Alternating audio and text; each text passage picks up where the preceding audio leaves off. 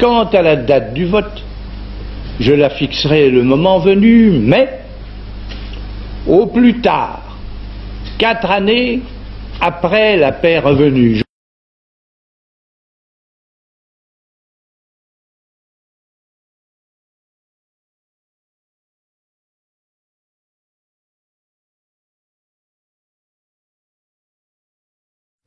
Il y a l'affaire du Sahara.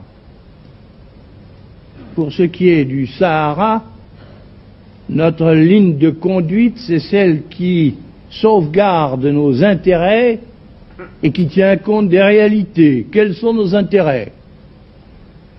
Nos intérêts, c'est la libre exploitation du pétrole et du gaz que nous avons découvert ou que nous découvririons.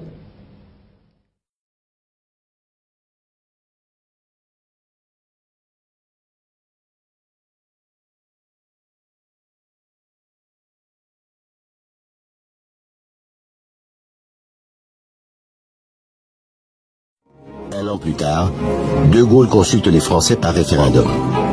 Au soir du 8 janvier 61, les dés sont jetés. Avec 75% des suffrages, ils approuvent son projet de loi conduisant à l'autodétermination des populations algériennes. Mais c'est surtout un oui à la paix.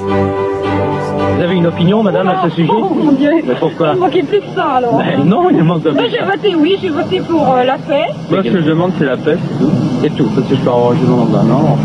Aussi bien pour moi que pour les autres, d'ailleurs, c'est la paix que je demande.